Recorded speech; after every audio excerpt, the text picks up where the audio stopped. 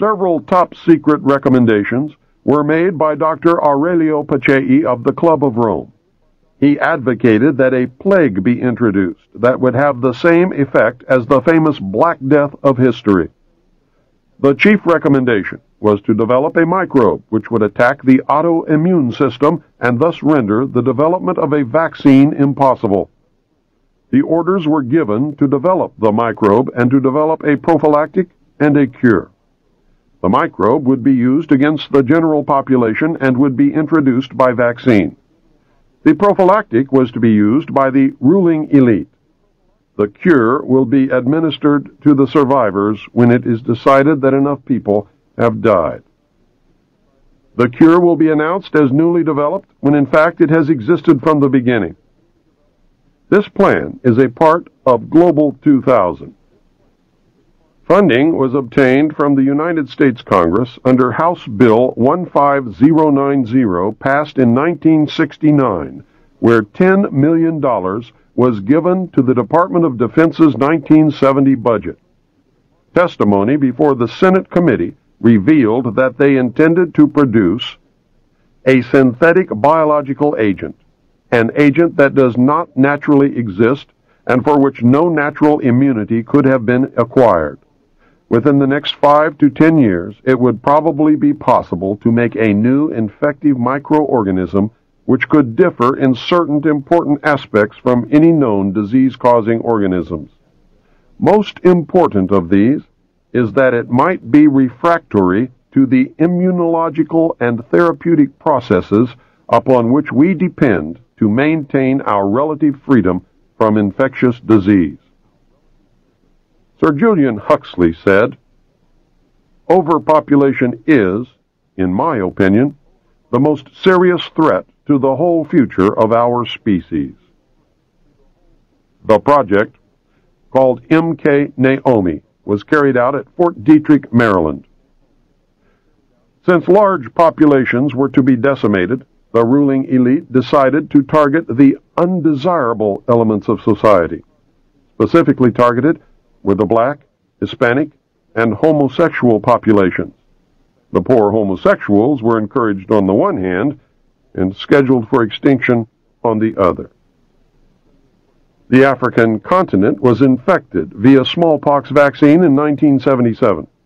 The vaccine was administered by the World Health Organization.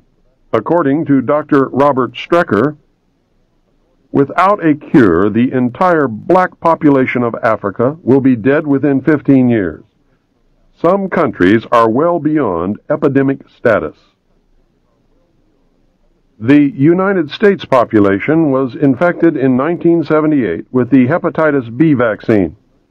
Dr. Wolf Zmunis, the ex-roommate of Pope John Paul II, was the mastermind behind the November 78 to October 79 and March 80 to October 81 experimental hepatitis B vaccine trials conducted by the Centers for Disease Control in New York, San Francisco, and 4 other American cities.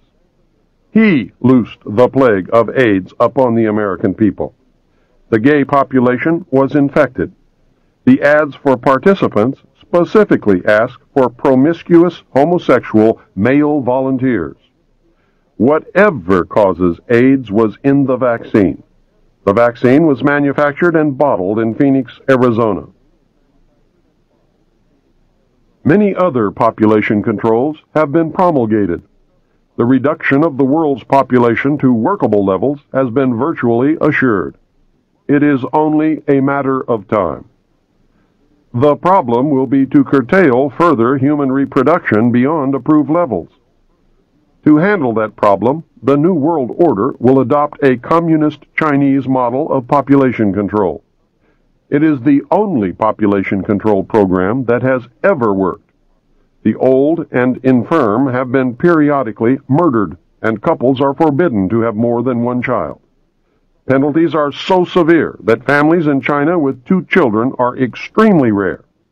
3 children families are non-existent. A surprising byproduct is that Chinese children as a group are treated better than any other national grouping of children in the world, including the United States. Tobacco fields in the United States have been fertilized with the radioactive tailings from uranium mines, resulting in a tremendous increase in the incidence of lip, mouth, throat, and lung cancer. If you do not believe it, just look at the incidence of lung cancer per capita before 1950 and compare it to the lung cancer per capita at the present time. Are those who smoke committing suicide? Or are they being murdered? We have watched the news in horror as story after story unfolded, revealing that the Army and the Central Intelligence Agency had released germs and viruses into the population to test their biological warfare capability.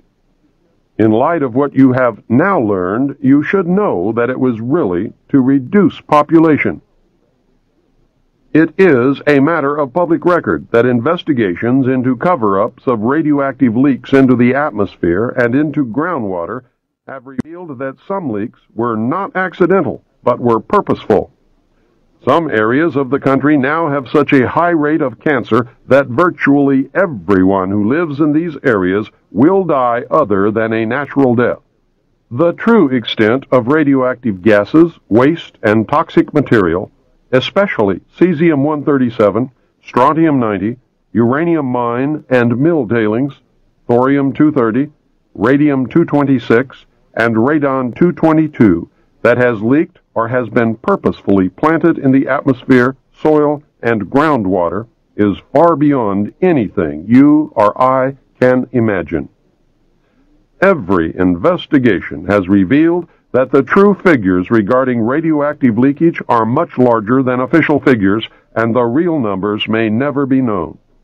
Cover-up has become standard operating procedure at all levels and in all departments of government. Do we dream reality, or is reality a dream? The New World Order will eliminate the population threat in several ways. Complete control of individual behavior may be established using electronic or chemical implants. No one will be allowed to have a child without permission. Stiff penalties wait for those who ignore the law. The violent, the old, the infirm, the handicapped, and the unproductive will be killed. Private property will be abolished.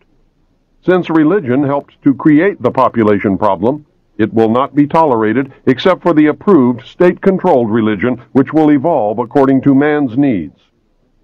Man cannot be trusted to safeguard what little is left in the way of natural resources.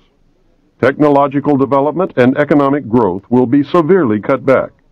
Man will be required to live like his ancestors.